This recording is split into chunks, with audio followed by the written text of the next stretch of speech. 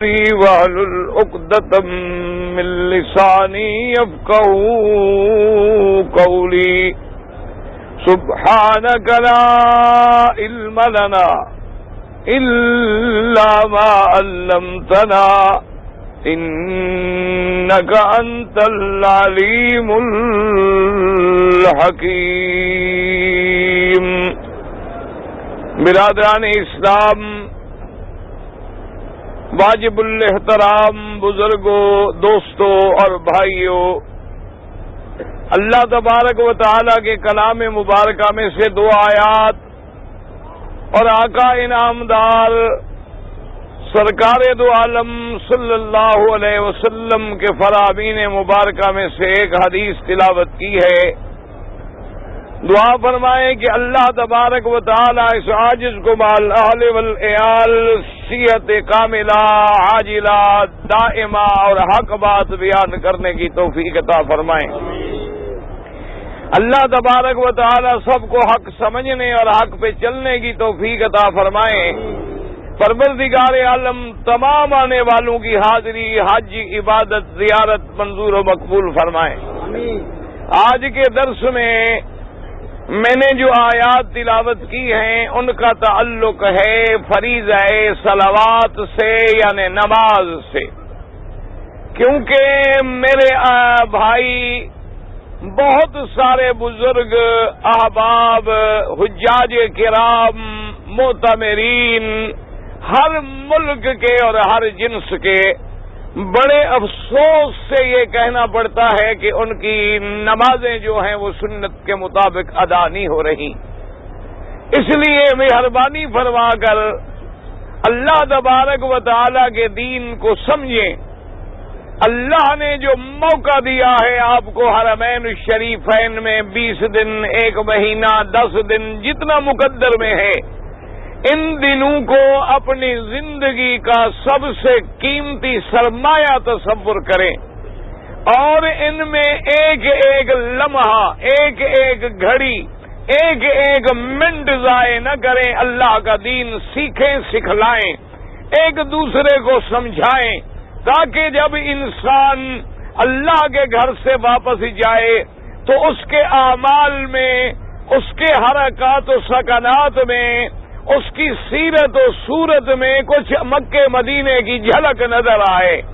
آپ دیکھیں کہ آپ کا کوئی لڑکا، آپ کا کوئی بیٹا، آپ کا کوئی بچہ جو ہے وہ فارن میں جاتا ہے، وہ یورپ میں جاتا ہے پڑھنے کے لیے، وہ کوئی ڈگری لینے کے لیے جاتا ہے، وہ جب واپس آتا ہے تو لباس میں، کھانے میں، پینے میں، اٹھنے میں، بیٹھنے میں، صورت میں، سیرت میں، شکل میں بالکل انگریزوں کی کاپی نظر آتا ہے۔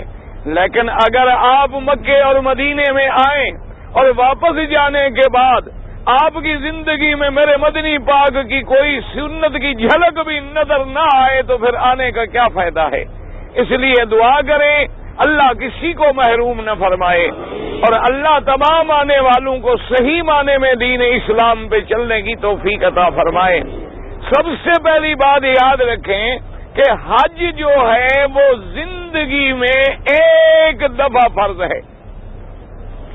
ساری زندگی میں حج ایک دفعہ فرض ہے، اور وہ بھی ہر بندے پہ نہیں ہے، بلکہ غنی پہ، امیر پہ، صاحب استطاعت پہ۔ اگر غریب ہیں، اگر نابالغ ہیں، اگر عورت ہے اور محرم نہیں ہے، اگر رستے میں خطرہ ہے، اگر جان کا خطرہ ہے تو حج فرض نہیں ہوتا ہے۔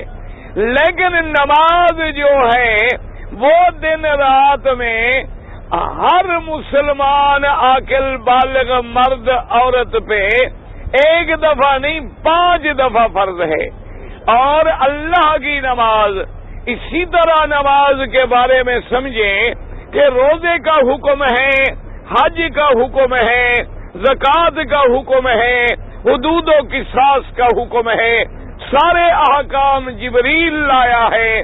لیکن نماز ایک ایسی چیز ہے اللہ نے خود میرے مدنی کو بلایا ہے، اور معراج والی رات سب سے بڑا تحفہ، سب سے بڑا انعام، سب سے بڑی نعمت، سب سے بڑی عبادت اللہ نے جو بندوں کو عطا فرمائی، جو امت محمد مصطفیٰ صلی اللہ علیہ وسلم کو عطا فرمائی، وہ اللہ کی نماز ہے۔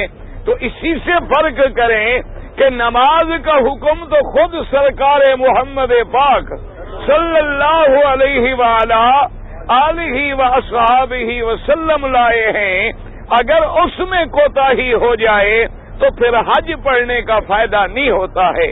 اور اسی طرح ایک مسئلہ بھی سمجھ لیں، اللہ تبارک و تعالی ہر مسلمان کو اللہ اپنی عبادت کی توفیق عطا فرمائیں۔ اب آپ درود شریف پڑھیں محبت۔ سب سے پہلا حکم جو میرے مدنی پاک کو ملا تھا ایمان سے، کہ وہ کیا تھا کہ یا ایھا المزمل قم اللیل الا قلیلا نصفہ او انقص منہ قلیلا او زد علیہ ورتل القرآن ترتیلا۔ اللہ نے فرمایا میرے مدنی کپڑے میں لپٹنے والے، اٹھو رات کو جاگو، میری عبادت میں جاگے۔ اس کے حکم بھی کتنا بڑا تھا، اللہ نے فرمایا کہ ساری رات میں 2 حصے نماز میں گزرے، 1 حصہ آرام میں گزرے، یا اس کے بعد پھر ملا کہ آدھی رات نماز میں گزرے اور آدھی رات آرام میں گزرے۔ پھر تھوڑی رعایت ملی کہ 2 حصے آرام میں گزرے، لیکن 1 حصہ پوری رات کا میری عبادت میں گزرے۔ اور میرا مدنی جب رات کو اٹھو تو قرآن کو بنا بنا کے پڑھو، سوار سوار کے پڑھو۔ وَرَتِّلِ الْقُرْآنَ تَرْتِيلًا۔ اور دوسری جگہ اللہ فرماتی ہے وَمِنَ اللَّيْلِ فَتَهَجَّدْ بِهِ نَافِلَةً لَكَ عَسَىٰ أَن يَبْعَثَكَ رَبُّكَ مَقَامًا مَحْمُودًا۔ اور میرا مدنی رات کے حصے میں چھوڑ دے نیند کو، چھوڑ دے آرام کو، اور میرے راستے میں عبادت کے لیے کھڑے ہو جائیں۔ اور حدیث مبارک میں آتا ہے، صحیح سیاستہ میں حدیث ہے، صحابی فرماتے ہیں قام رسول اللہ صلی اللہ علیہ وسلم بآیت، کہ حضور نے ایک رات پوری رات مصلی پہ کھڑے کھڑے گزار دی اور صرف قرآن کی یہ آیت پڑھتے رہے، حتیٰ کہ قیام میں بھی پڑھتے رہے، رکوع و سجود میں بھی پڑھتے رہے۔ وہ آیت مبارک کیا تھی؟ ان تعذبہم فانہم عبادک وان تغفر لہم فإنك أنت العزیز الحکیم۔ میرا رب کریم، اگر تو اپنے بندوں کو عذاب دینا چاہے تو تیرے بندے ہیں، تیری مخلوق ہیں، تیرے مملوک ہیں، تمہیں کون روک سکتا ہے؟ اور اگر تو بخشنا چاہے تو غالب بھی ہے، حکمت والا بھی ہے، اور تیری رحمت کے خزانے اتنے وسیع ہیں کہ ساری دنیا کو ڈھانپ لیتی ہیں۔ ساری رات میرا مدنی محمد مصطفیٰ کھڑے ہیں۔ اور ایک حدیث میں آتا ہے کہ بی بی عائشہ صدیقہ کہہ دو رضی اللہ عنہا فرماتی ہے کہ حضور ساری رات نماز میں کھڑے ہیں، حتیٰ تورمت قدما رسول اللہ صلی اللہ علیہ وسلم، حضور کے پاؤں مبارک جو تھے وہ سوج گئے، برم آ گئی کھڑے کھڑے قیام میں۔ میں نے عرض کیا کہ یا رسول اللہ، اللہ نے تو وعدہ فرما دیا ہے، اللہ نے تو آپ کو خوشخبری دے دی ہے، اللہ نے تو جبریل بھیج کے بتلا دیا ہے کہ غفر لیغفر لک اللہ ما تقدم من ذنبک وما تأخر۔ میرا مدنی آپ کی تو پہلی پچھلی غلطیاں سب اللہ معاف کر چکے ہیں، پھر اتنی دیر عبادت میں اتنی محنت کرنے کی کیا ضرورت ہے؟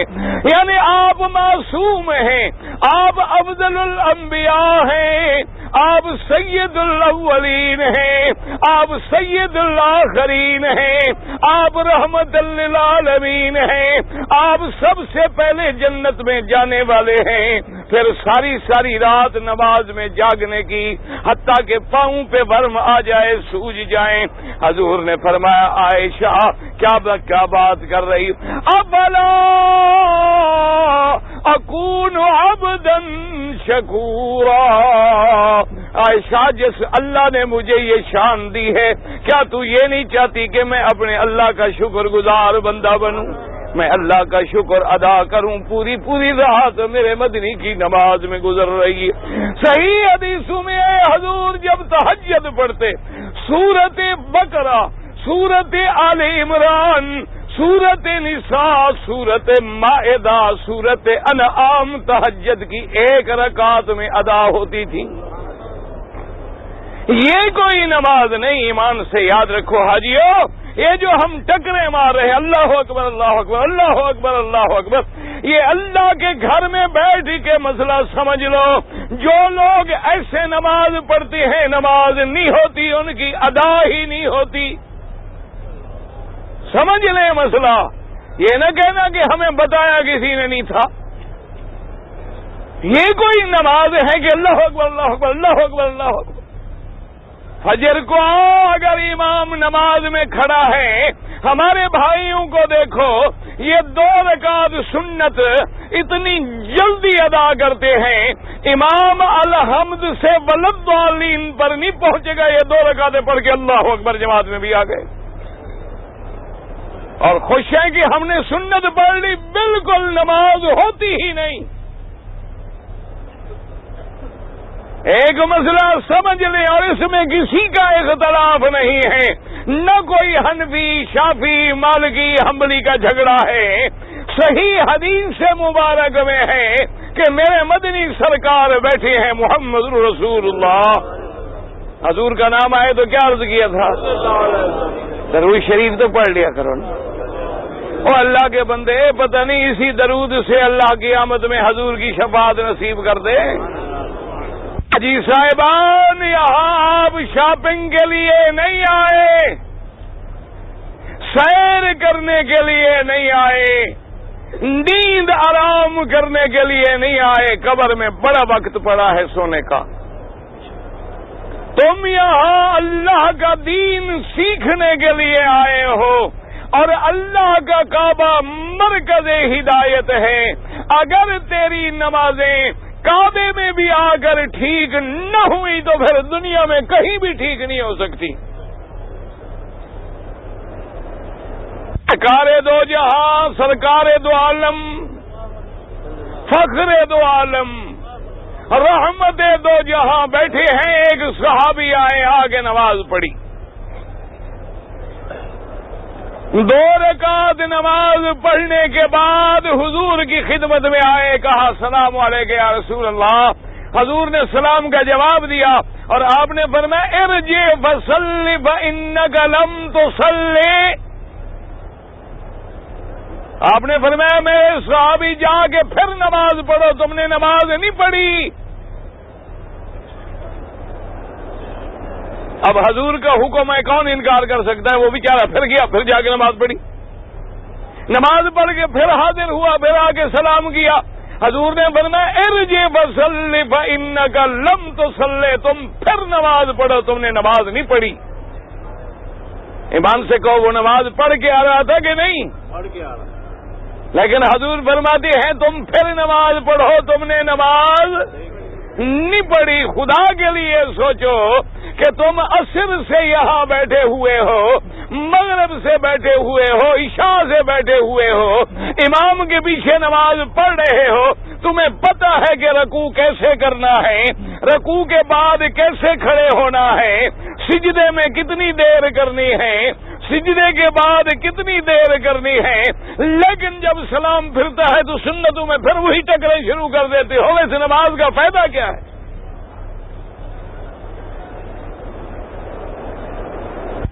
ان سے کہیں کتنے حاجی ہیں جن کی اگلی صف میں جگہ موجود ہے اور وہ ہلنے کے لیے تیار نہیں. حالانکہ شریعت کا مسئلہ سمجھ لو کہ اگلی جگہ صف میں خالی ہے، تم نماز شروع کر چکے ہو، تب بھی 2 قدم نماز میں چلے جاؤ، تمہاری نماز نہیں بگڑے گی، سب پوری کرو. ابھی نماز کا سلام پھرے گا اور حاجی صاحبان جو اللہ اکبر شروع ہو گئے. بھئی وہ کہاں گئی تسبیحات، وہ کہاں گئی نماز کے بعد کی دعائیں؟ اپنے ملک میں تو 3 دفعہ دعائیں مانگتے ہو، اللہ کے حرم میں تمہیں ہر چیز بھول گئی ہے. حضور کا حکم ہے کہ نماز کے بعد کیا کرو؟ سبحان اللہ. کتنی دفعہ؟ الحمدللہ. کتنی دفعہ؟ اللہ اکبر. اور اس کے بعد لا الہ الا اللہ وحدہ لا شریک لہ لہ الملک ولہ الحمد یحیی ویمیت وہو علی کل شیء قدیر. آپ یہ پڑھ کے 100 پورا کر لیں. اور پھر حدیث میں ہے کہ آیت الکرسی پڑھیں. پھر حدیث میں ہے کہ قل اعوذ برب الفلق قل اعوذ برب الناس. یہ نماز کے بعد پڑھیں اور دعا مانگے کہ اللہم انت السلام ومنک السلام تبارکت ربنا وتعالیت یا ذا الجلال والاکرام. اور حضور نے فرمایا دعا مانگو رب اعنی علی ذکرک وشکرک وحسن عبادتک. اور دعا مانگو کہ اللہم لا مانع لما آتیت ولا معطی لما منعت ولا راد لما قضیت ولا ينفع ذا الجد منك الجد. میرے مدینے فرمایا جو بندہ ہر نماز کے بعد یہ چیزیں پڑھ لیتا ہے اللہ تبارک و تعالیٰ کی جنت کے دروازے اس کے لیے کھل جاتے ہیں. اور حضور نے فرمایا جو بندہ سبحان اللہ کہتا ہے جنت کی زمین میں اس کے لیے ایک درخت لگ جاتا ہے. دوبارہ کہتا ہے فرمایا جتنی مرضی آئے باغ بڑھا لو یا گھٹا لو، جتنی مرضی آئے. یہ سارا کچھ پڑھنے کے بعد شریعت کا حکم ہے کہ جہاں تم نے فرض پڑھے ہیں کوشش کرو، مجبوری ہے تو الگ بات ہے، سنت کی جگہ تبدیل کر دو، سنت پڑھ کے نفل کی جگہ تبدیل کر دو، تاکہ جتنی ٹکڑوں پہ سجدہ کرو گے قیامت میں تیرے حق میں گواہی دیں گے.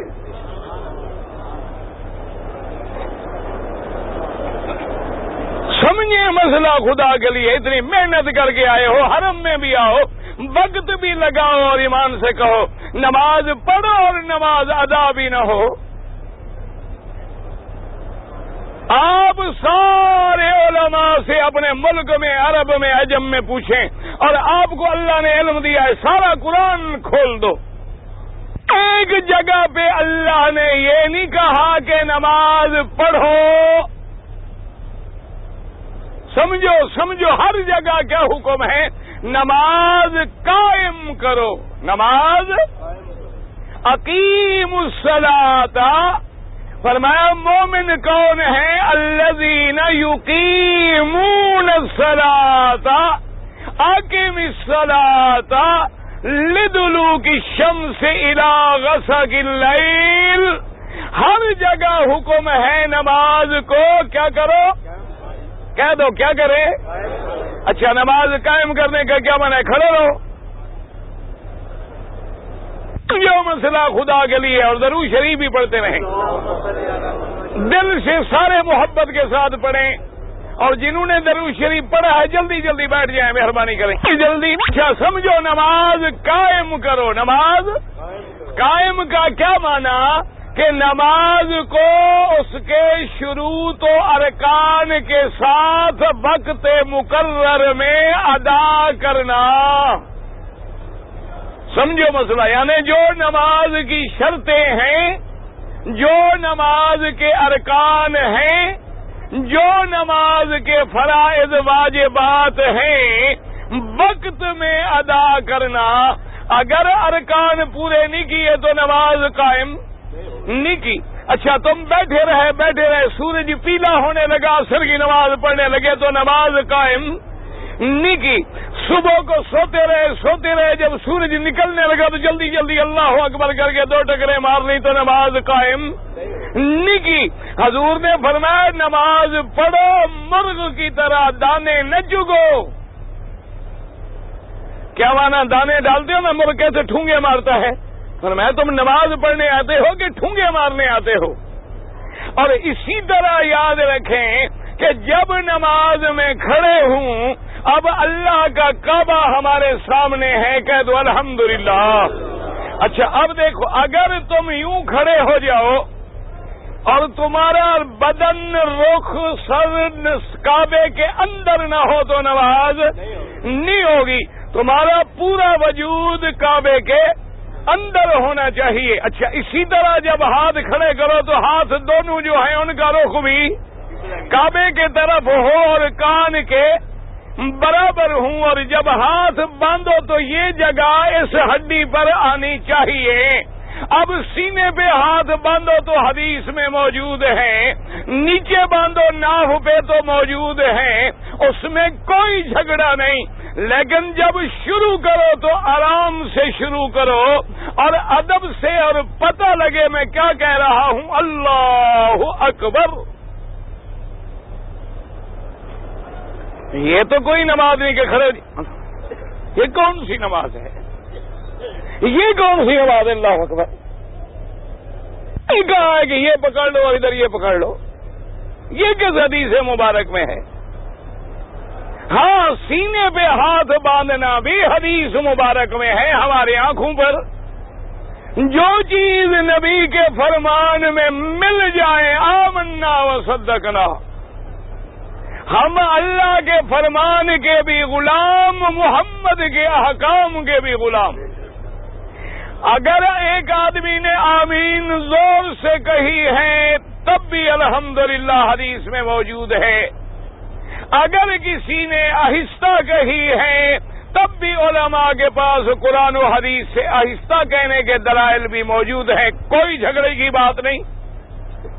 لیکن اگر ایک آدمی نے وضو بھی صحیح نہیں کیا، ایک آدمی نے جہت قبلے کی طرف رخ بھی ٹھیک نہیں کیا، ایک آدمی نے اپنے ہاتھوں کو بھی صحیح طریقے سے نہیں باندھا، ایک آدمی نے رکوع میں قیام سجود قعود بھی ٹھیک نہیں کیا، کسی مسلک میں بھی اس کی نماز نہیں ہوتی. ہمارے ہاں تو لڑائیاں ہوتی ہیں نا جی، فاتحہ پڑھیں گے نہیں پڑھیں گے. خدا کے بندے کو لڑائی والا مسئلہ ہی نہیں.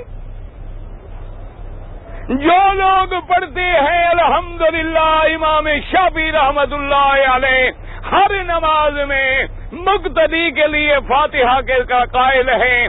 ان کے پاس بھی حدیث ہے محمد مصطفیٰ کی کہ کوئی نماز بغیر فاتحہ کے نہیں ہوتی. اور امام ابو حنیفہ فرماتے ہیں امام کے پیچھے خاموش رہیں. ان کے پاس بھی حدیث ہے کہ جب امام پڑھے تم چپ رہو. امام کا پڑھنا جو ہے مقتدی کا پڑھنا ہے. دونوں حدیث محمد پہ عمل کر رہے ہیں. دونوں کی نمازیں اللہ کی رحمت سے قبول ہیں. ان جھگڑوں میں تو پڑھنے کی ضرورت ہی نہیں ہے. اصل بات کیا ہے کہ تیرے ارکان تھی. اب دیکھیں صحابی ہیں اور نماز میرے محمد مدنی کے سامنے پڑھ رہا ہے تو صلی اللہ علیہ وسلم.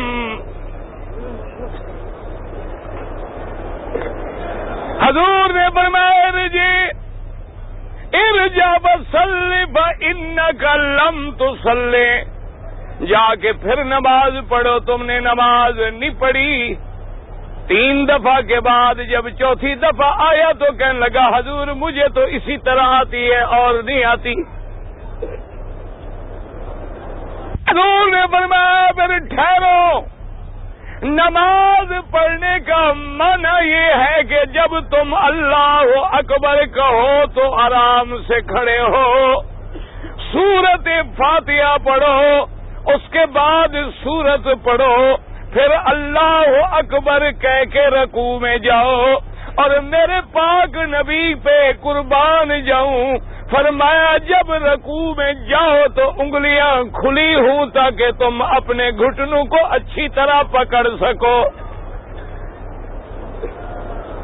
کان سے کہو حضور نے سکھلایا ہے کہ نہیں سکھلایا کہ جب رکوع میں جاؤ تو انگلیاں، اچھا جب تشہد میں بیٹھو تو انگلیاں، ہاں جی انگلیاں ملی ہوئی ہوں، اور جب نیت کرو تو انگلیاں کھلی ہوئی ہوں، ملی ہوئی ہوں، اچھا اور رخ کدھر ہو، اچھا پاؤں کی انگلیوں کا رخ کدھر ہو، ایمان سے کہو جس پاک نبی نے ہاتھ باندھنا بھی سکھلا دیا ہے، وضو کرنا بھی سکھلا دیا ہے، داڑھی میں خلال بھی سکھلا دیا ہے، انگلیوں میں خلال بھی سکھلا دیا ہے، قبلے کی طرف رخ کرنا بھی سکھلا دیا ہے، رکوع کرنا بھی سکھلا دیا ہے، اللہ کے لیے حاجیو مسئلہ سمجھو، اگر انگوٹھا چومنا بھی مسئلہ ہوتا تو محمد مدنی کبھی نہ چھپاتے۔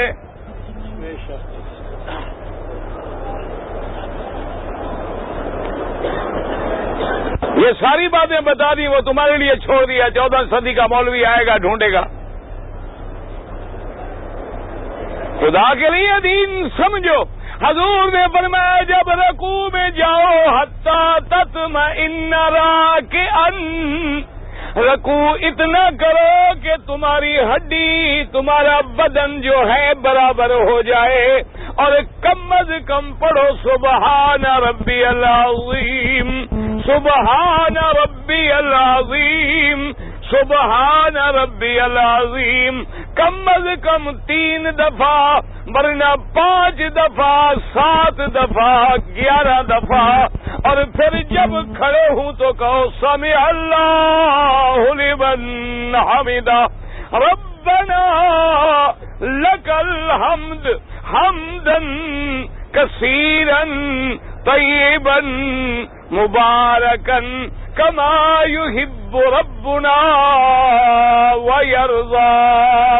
اس کے بعد پھر سجدے میں جاؤ، فرمایا انگلیوں کا رخ بھی کعبے کی طرف ہو، ہاتھ زمین پہ نہ ڈالو بلکہ ہاتھ تمہارے اٹھے ہوئے ہوں، اور ناک اور پیشانی زمین پہ لگی ہوئی ہو، حتی تطمئن ساجدن، نماز کے سجدے میں اطمینان ہو، اور کم از کم 3 دفعہ یا 5 دفعہ یا 7 دفعہ یا 11 دفعہ کیا پڑھنا ہے؟ سبحان ربی پڑھ لو، سبحان،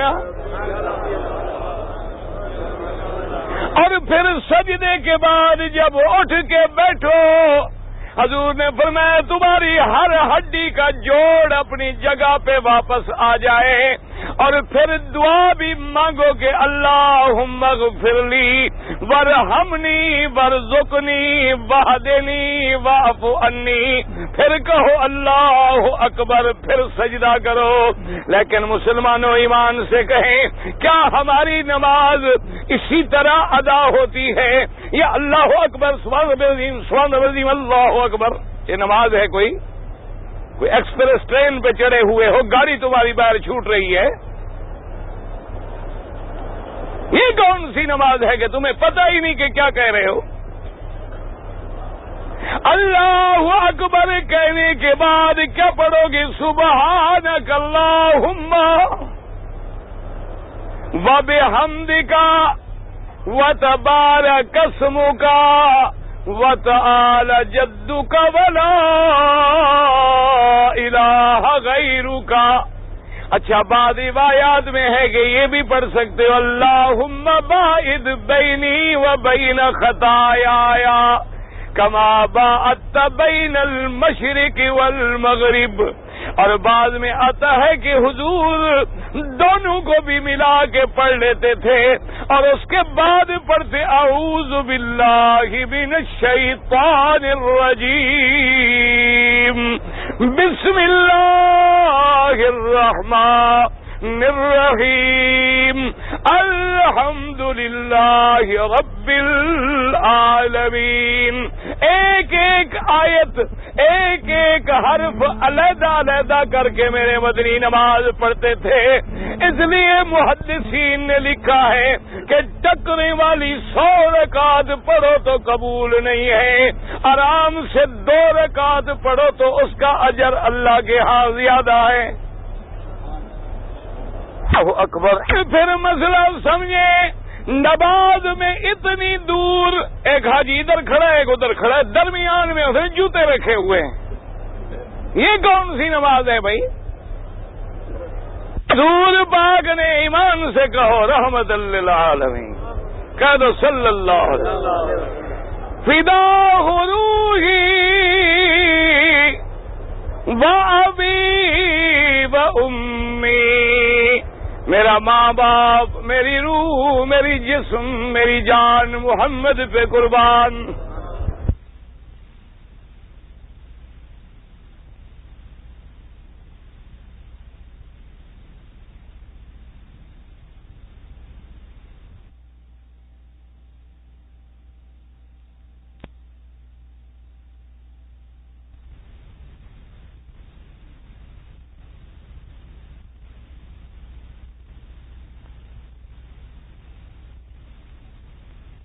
پاؤں کے درمیان میں رکھ لو، کسی کو تکلیف نہ ہو، اور نہ تیرے جوتے دور ہوں کہ نماز میں جوتے کا فکر ہو. نہ ایمان سے کہو آج کل حال یہی ہے کہ نہیں؟ میرا حاجی کھڑا ہے نا، اللہ اکبر، یار پتہ نہیں آج 14 روپے کا ہو گیا ریال، پتہ نہیں 13.5 کا. جی فکر شکر اللہ اکبر، یار پتہ نہیں قربانی کا جانور مہنگا ملتا ہے، خدا جائے پتہ نہیں یار مینا کب جاتے ہیں. نماز پڑھا ہے نہ، ایمان سے کہو یہ ہماری نمازیں ہیں. بلا خدا کے کعبے میں بھی نماز ٹھیک نہ ہو، ایمان سے کہو کہاں ٹھیک ہوگی پھر؟ نماز کا یہ عالم ہے کہ سیدنا علی کہہ دو رضی اللہ اکبر. یہ ہے نماز، یہ ہمارے کیا نمازیں ہیں. سیدنا علی رضی اللہ تعالی عنہ، تاریخی روایت ہے، آثار میں ہے کہ ایک دفعہ آپ کو تیر لگ گیا لیکن نکلنا مشکل تھا. جراح نے کوشش کی لیکن تیر نہ نکلا. اس زمانے میں اب آپریشن تھیٹر تو تھے نہیں کہ آدمی کو اچھی طرح بے ہوش کر لو. اب جناب جراح حیران بیٹھا ہے، نماز کا وقت آیا، حضور نے اسی حالت میں تیمم کی اور نماز کی نیت باندھی. ایک صحابی نے کہا جراح سے کہ اب تم تیر نکالنے کی کوشش کرو. اس نے کہا کیا مطلب؟ اس نے کہا دیکھو تو صحیح. جراح کہتا ہے میں نے تھوڑا سا زور لگایا تو تیر نکل آیا اور خون بہنے لگا. جب نماز سے فارغ ہوئے ہم حیران ہو گئے. میں نے اس صحابی سے پوچھا، اس نے کہا میں نے دیکھا ہے کہ جب علی خدا کی دربار میں کھڑا ہو ایسے معلوم ہوتا ہے جیسے موم پگھل جاتی ہے. حضرت علی کا بدن ڈر کے مارے پگھل جاتا ہے. بدن بھی کعبے میں آ کے پگھلا ہے. بس ہم تو ایک رونق ہیں، بھیڑ ہیں، آ گئے ہیں ماشاءاللہ سبحان اللہ. سب حاجی ہیں اللہ کی رحمت سے. مکے میں بیٹھے ہیں تو داڑھی پہ اس طرح ہے، مدینے میں بیٹھے ہیں تو داڑھی پہ اس طرح ہے، سگریٹیں ہاتھ میں ہیں، گپیں لگ رہی ہیں، زبان سے گندی گندی باتیں نکالی جا رہی ہیں، غیر محرموں کے چہرے پہ نظر ہے حاجی سبحان اللہ. نہ ایمان سے کہو حاجیو جب تم یہاں سجدہ کرو گے تو یہ زمین قیامت میں گواہی دے گی کہ نہیں؟ ہاں جی اچھا. اور جب تم چہرہ کعبۃ اللہ کے ملتزم پہ لگاؤ گے وہ گواہی نہیں دے گا؟ تو جب داڑھی نہیں ہوگی تو کیا گواہی دے گا؟ سوچ لو، بیوی کو راضی کرو، کوئی بات نہیں، بیوی راضی ہو، نبی ناراض ہوتا ہے تو ہو جائے۔ ویسے بڑے عاشق ہیں حضور کے جی، وہاں کے وہاں بھی ہیں جی ماشاء۔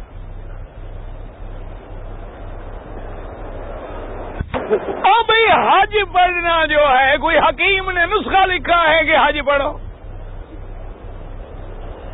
اگر اللہ کے کعبے میں آئے ہیں، یہ دیکھیں نماز کا یہ عالم ہے کہ میرا مدنی ہے، بیمار ہے، خیر صلی اللہ علیہ وسلم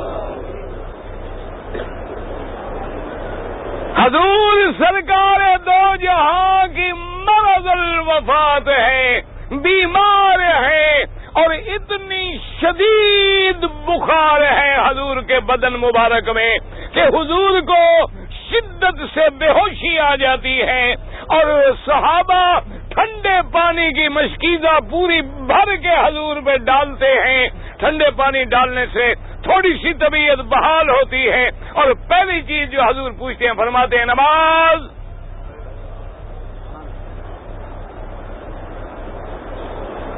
میں تو ذرا سر میں درد ہو جائے گا تو یار ذرا درد ہے، تم جاؤ نماز پڑھو، میں ذرا سوتا ہوں۔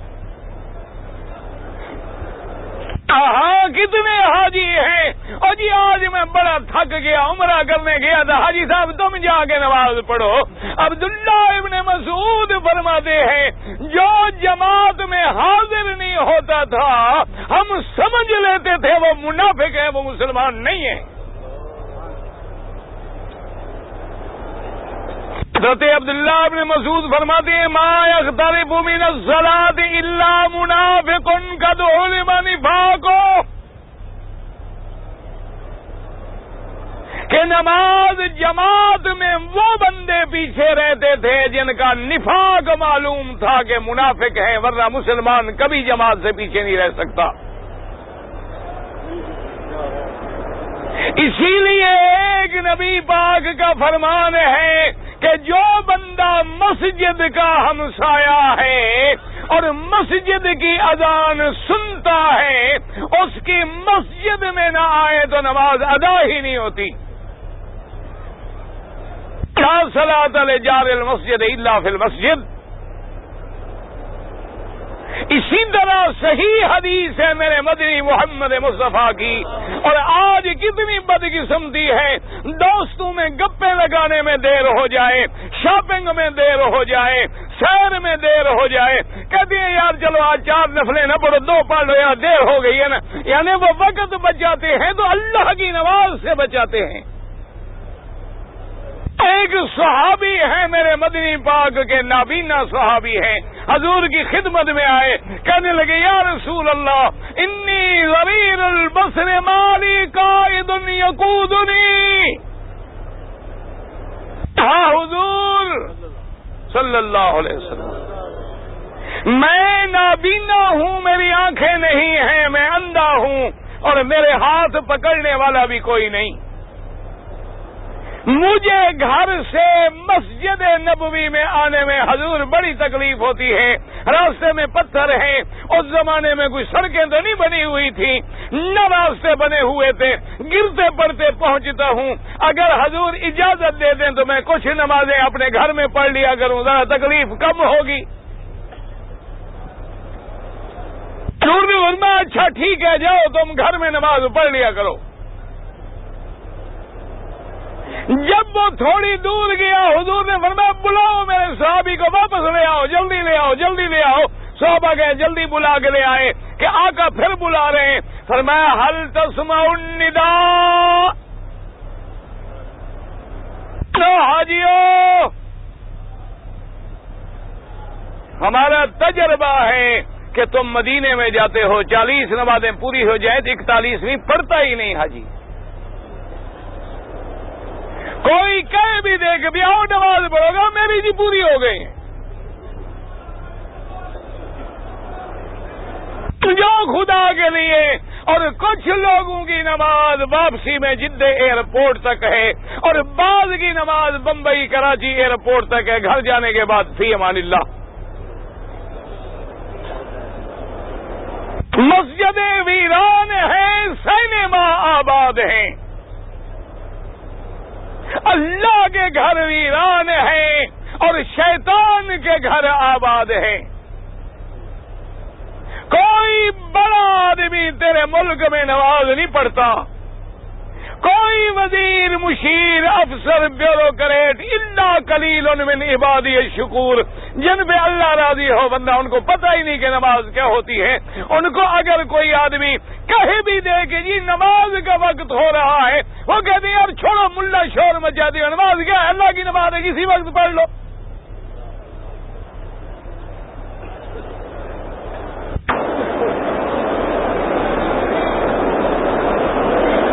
سرکار دو جہاں نے واپس بلا کے پوچھا، اب سن لیں حاجی صاحبان اچھی طرح۔ حضور نے فرمایا میرے صحابی، هل تسمع النداء، تم اپنے گھر میں اذان کی آواز سنتے ہو؟ صحابی نے کہا ہاں یا رسول اللہ، اذان کی آواز میں سنتا ہوں۔ فرمایا عجب، اگر اذان کی آواز تیرے گھر میں پہنچتی ہے تو پھر گھر میں نماز پڑھنا جائز نہیں ہے۔ تیرا نبی فرماتے ہیں کہ نابینے کو بھی، جس کے ہاتھ پکڑنے والا بھی کوئی نہیں۔ اسی طرح سرکار دو جہاں کی صحیح حدیث مبارک ہے، حضور نے فرمایا میں چاہتا ہوں لقد ہممت ان آمر رجلا، میں چاہتا ہوں کہ کسی کو حکم دوں کہ اذان دے اور حکم دوں کہ تکبیر کہیں، اور پھر میں دیکھوں کہ جو بندے میرے نماز کی جماعت میں نہیں آئے، لکڑیاں جمع کر کے ان کے گھروں کو خود اپنے ہاتھ سے جا کے آگ لگا دوں۔ ان گھروں کو میرا مدنی آگ لگا دے، وہ بھی آباد ہوں گے۔ حضور پاک سرکار دو جہاں کہہ دو صلی اللہ علیہ وسلم، آپ جہاد کے سفر میں واپس آ رہے ہیں، سارا دن سفر میں گزرا ہے، رات کا حصہ اونٹنیوں پہ سفر میں گزرا ہے، آخری رات کا وقت ہے، حضور نے حکم دیا قافلہ تھک گیا ہے، قافلہ اتار دو، اور حضرت بلال کو فرمایا کہ بلال ادھر آؤ۔ حضرت بلال حاضر ہوئے، فرمایا بلال سارا قافلہ تھکا ہوا ہے، تمام میرے پروانے تھکے ہوئے ہیں، مجاہد تھکے ہوئے ہیں، تم بیٹھ جاؤ، تم نہیں سونا تھا کہ ہماری نماز کا وقت جو ہے وہ نہ نکل جائے، تمہارا کام ہے وقت پہ اذان دو گے اور ہمیں جگاؤ گے، بعد میں تم آرام کرنا۔ انہوں نے کہا حاضر یا رسول اللہ، صلی اللہ علیہ وسلم، اور اللہ کے بندو جب نام آئے کہہ دیا کرو صلی اللہ علیہ وسلم۔ یار پتہ نہیں کوئی حاجی تھکے ہوئے ہیں، خدا جانے تنگ ہیں درود پڑھنے سے ہوئے ہیں، باہر جا کے ابھی ایمان سے دیکھ لو، حرم کے میدان نمازیوں سے بھرے ہوئے ہیں، کیا اندر جگہ نہیں ہے؟ دوسری منزل میں جگہ نہیں ہے، انڈر گراؤنڈ سارے میں جگہ نہیں ہے، وجہ کیا ہے کہ جب سلام پھرے جلدی بھاگے گھر۔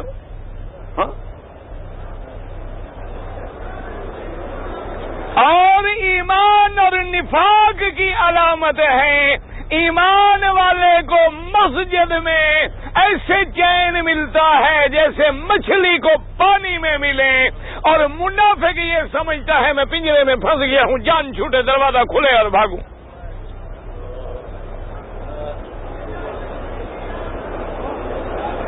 پتہ ہے نماز کیا ہے؟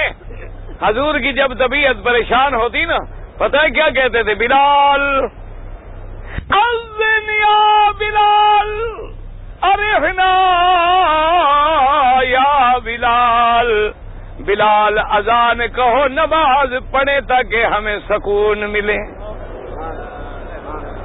حضور سے جب پوچھا گیا کہ حضور دنیا میں بھی کوئی چیز آپ کو پسند ہے کہ نہیں ہے؟ فرمایا 3 چیزیں مجھے پسند ہیں، الطیب والمرأۃ الصالحۃ وقرۃ عینی فی الصلاۃ۔ فرمایا ایک تو مجھے خوشبو پسند ہے، اور ایک نیک پاک صالحہ بیوی پسند ہے، اور میرے آنکھوں کی ٹھنڈک تو اللہ کی نماز میں ہے۔ میں جب نماز پڑھتا ہوں تو مجھے آنکھوں کی ٹھنڈک نصیب ہوتی ہے، اس لیے فرماتے تھے ارحنا یا بلال، ارحنا یا بلال، بلال ہمیں سکون پہنچاؤ۔ اس لیے اللہ نے فرمایا میرا بندہ مصیبتوں میں گھر جائے، تیرے اوپر بلائیں ٹوٹ پڑے، صدمے آ جائیں، موتیں آ جائیں، تکلیفیں آ جائیں، سب چیزوں کا علاج کیا ہے؟ اللہ فرماتا ہے وَاسْتَعِینُوا بِالصَّبْرِ وَالصَّلَاةِ، کہ تم صبر اور نماز کے ساتھ مدد پکڑو۔ اور صحابہ کہتے اذا حضبہ امر بادر الی الصلاۃ، میرے مدنی پاک کو جب کوئی مشکل پیش آتی فوراً نماز کی طرف توجہ فرماتے۔ اگر چاند پکڑا جائے تو نماز، سورج پکڑا جائے تو نماز، بارش نہ ملے تو نماز، مشکل آئے تو نماز، موت آئے تو نماز، زندگی آئے تو نماز، بچہ پیدا ہو تو پہلی بات کیا کہو؟ اللہ اکبر، اللہ اکبر۔ چاہ کے بندے اور دل سے کچھ نہیں کر سکتے ہو تو آج کعبے میں بیٹھ کے دعا کر لو کہ اللہ ہمیں ہمارے بچوں کو نمازی بنا دے۔ اللہ اپنے دروازے پہ آنے والوں کو، اپنے گھر میں رہنے والوں کو جو نہیں آ سکے، اپنے پاک نبی کا کلمہ پڑھنے والوں کو نمازی بنا دے، اور اللہ ان کی نمازیں درست فرما دے۔ اللہ ان کو صحیح سنت کے مطابق نماز پڑھنے کا طریقہ نصیب فرما دے۔ اللہ ان کو ٹکروں سے بچا، منافق والی نماز سے بچا، نماز میں غفلت، سستی، اللہ تبارک و تعالیٰ کوتاہی سے بچا۔ ہمارے دلوں میں نماز کی محبت پیدا کر دے کہ جب تیری دربار میں کھڑے ہوں مسلمانوں تو نے کبھی غور نہیں کیا ہے تیرا رب بھی رحمت ہے، تیرا رب بھی رب العالمین ہے، اور تیرا نبی بھی رحمت دو جہاں ہے۔ اللہ نے میرے مدنی کو معراج کرایا، میرے مدنی کو نماز ملی تاکہ امت بھی معراج میں شریک ہو جائے۔ نماز کیا ہے؟ مومن کا معراج ہے۔ مومن کے لیے کیا ہے؟ ہاں، اس لیے تو کہتے ہیں السلام علیک ایھا النبی، اور تیرے مولوی تو جھگڑے میں پڑے ہوئے ہیں کہ نبی موجود ہے اس لیے کہہ رہے ہیں السلام علیکہ، لیکن ظالمو تم نے یہ نہیں سمجھا کہ جب میرا نبی کہہ رہا ہے، جب صحابہ کہہ رہے ہیں، تو یہ اصل میں معراج والے واقعے کو اللہ نے نماز میں زندہ رکھا ہے کہ جب معراج والی رات میرے نبی نے کہا تھا التحیات للہ والصلوات والطیبات والسلام، اللہ نے فرمایا السلام علیک ایھا النبی ورحمت اللہ وبرکاتہ۔ ہم اسی معراج کو نقل کر رہے ہیں۔ یہاں کاف خطاب کا معنی یہ نہیں ہوتا کہ نبی حاضر ہے۔ خدا کے لیے بات سمجھو، اب جو ایمان سے کہو تم قرآن پڑھتے ہو قرآن کے نہیں پڑھتے ہو؟ ہاں جی، اللہ اکبر۔ جب فرعون کے سامنے موسیٰ علیہ السلام گئے، توحید کی دعوت دی، تو فرعون نے کیا کہا تھا؟ الم نربک فینا ولیدا۔ کاف خطاب کا ہے۔ فرعون نے کہا تھا موسیٰ کیا تم وہی نہیں ہو جس کو ہم نے چھوٹا بچپن میں پالا تھا؟ ہمارے گھر میں تم پلتے رہے، آج مقابلے کے لیے آ گئے ہو۔ اب تم جو قرآن پڑھتے ہو ایمان سے کہو موسیٰ سامنے ہے؟ تو پھر کیسے کہتے ہو الم نربکا؟ ہاں جی، یہ کیسے کہہ رہے ہو؟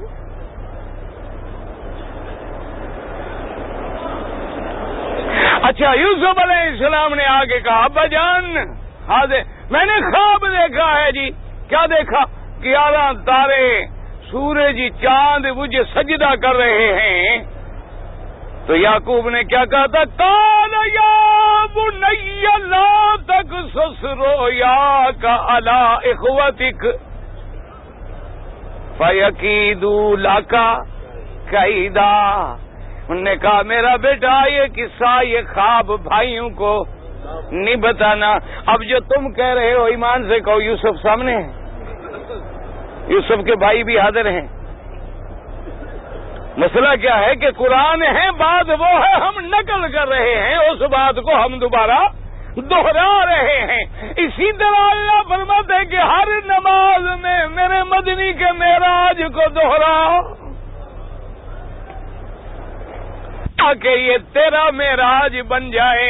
اسی لیے حضور نے فرمایا نماز ایسے پڑھو کا انا کا ترا، گویا تو اپنے خدا کو دیکھ رہا ہے، اور اگر اس مقام پہ نہ پہنچی فَإِن لَّمْ تَكُن تَرَىٰ فَإِنَّهُ يَرَاكَ، اگر تو خدا کو نہیں دیکھ رہا تو خدا تو تمہیں دیکھ رہا ہے۔ اس لیے خدا کو دیکھنا کیا ہے؟ معراج جو یہی ہے نا کہ بندہ خدا کو دیکھ لے۔ اور یاد مبارک ہو انشاءاللہ حاجیو، نمازیوں قیامت کا دن ہوگا، جنت میں ہوں گے اور اللہ اپنا دیدار نصیب کریں گے۔ کہہ دو اللہ ہمیں بھی محروم نہ فرمائے۔ اور ایمان ہے ہر مومن دیدار کرے گا، اللہ پاک دیدار فرمائیں گے۔ کیوں؟ جب نمازوں میں ہم کھڑے تھے کأنک ترا، گویا تم دیکھ رہے ہو، اگر وہ مرتبہ نہیں ملا تو وہ تمہیں دیکھ رہا ہے۔ اور اللہ قیامت میں کہے گا جب بندے جنت میں ہوں گے، بندے مانگو کیا مانگتے ہو؟ وہ کہیں گے مولا کون سی نعمت ہے جو تو نے نہیں دی؟ فرمایا احل علیکم، آج میں اپنی رضا اتارتا ہوں، ایسی رضا کہ جس کے بعد ناراضگی نہیں ہوگی، اور آج میں تمہیں اپنا دیدار نصیب کرتا ہوں۔ اور یہ ہوگا کس کو؟ جو نمازی ہے۔ حضور نے فرمایا بلال جاگتے رہنا، حاضر یا رسول اللہ۔ حضور سو گئے۔ بلال رضی اللہ تعالیٰ عنہ فرماتے ہیں کہ میں نے اونٹ کا پلان ہوتا ہے نا جو اونٹ کے اوپر رکھتے ہیں، پلان کو رکھ لیا اور ایسے ٹیک لگا کے بیٹھ گیا کہ جو صبح صادق نکلے گی جلدی جلدی اذان دے دوں گا تاکہ پھر سفر ہوگا۔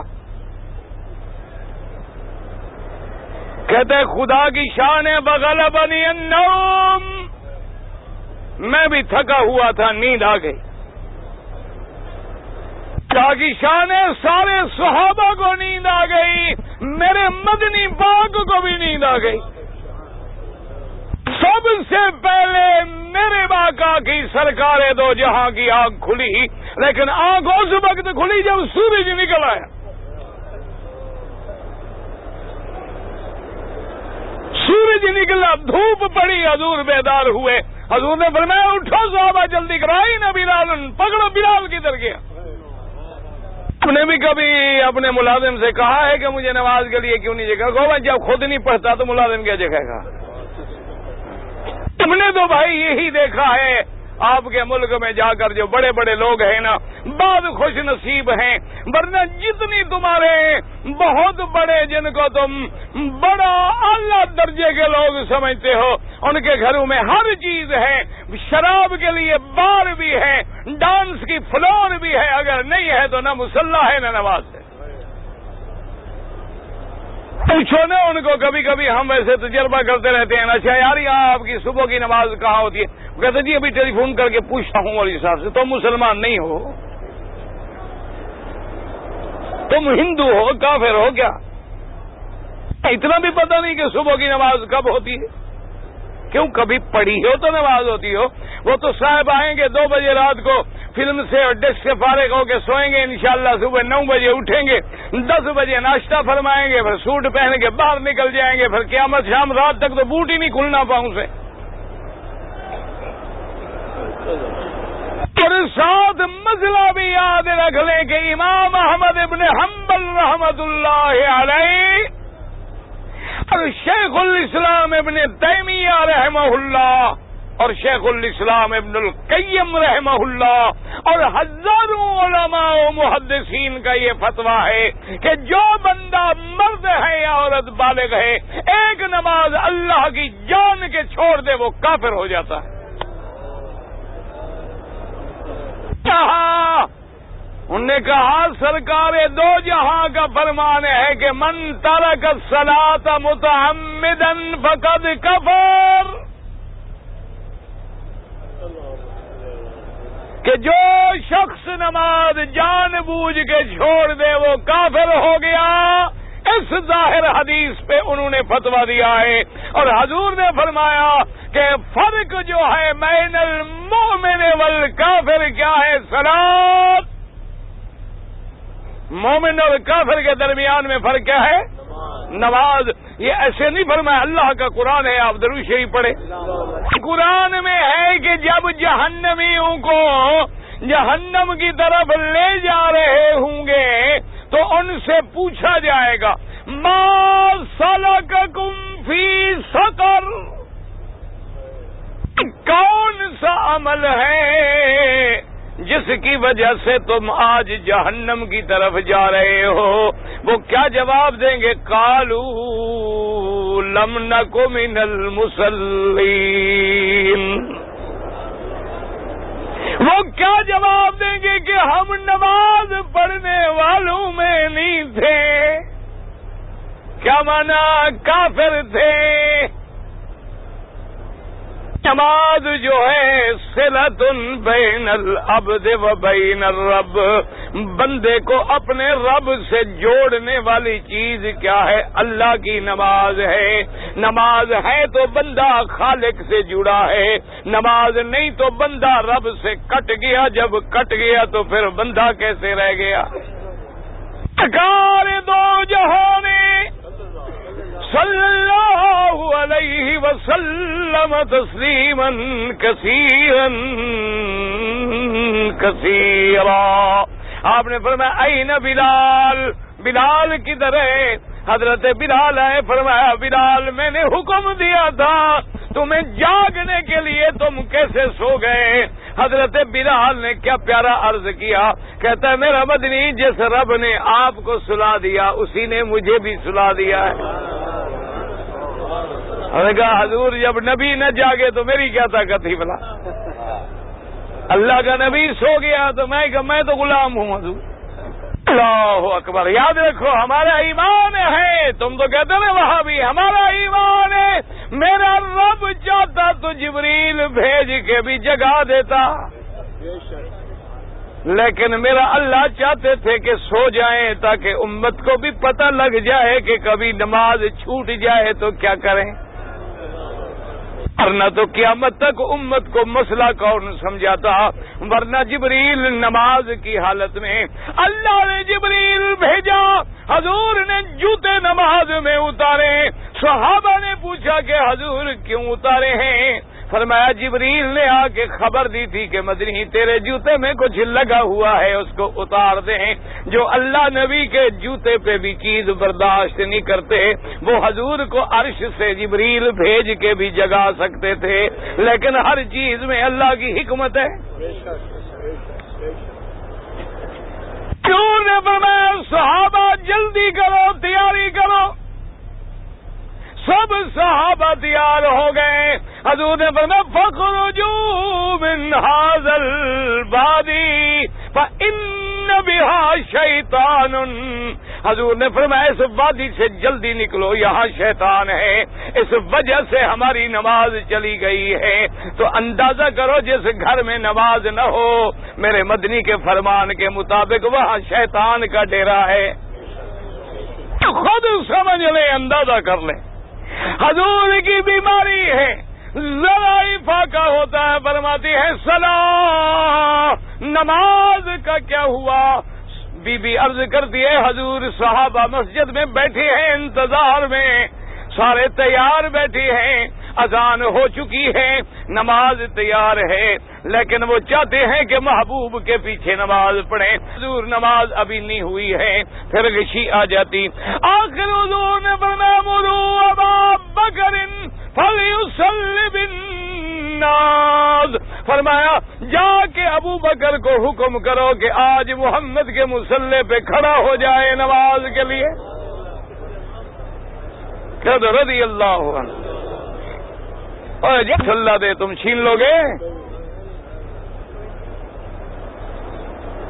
کرو، اللہ کو سمجھو خدا کے لیے۔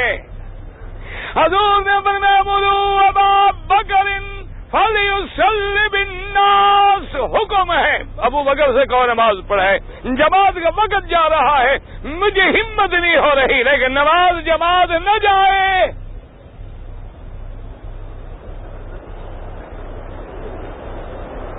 صحیح، جا کے مصلی پہ کھڑے ہو گئے، صحابہ بھی کھڑے ہو گئے۔ اچھا خدا کی شان ہے، میرے مدنی پاک کی طبیعت کو ذرا سنبھل گئی۔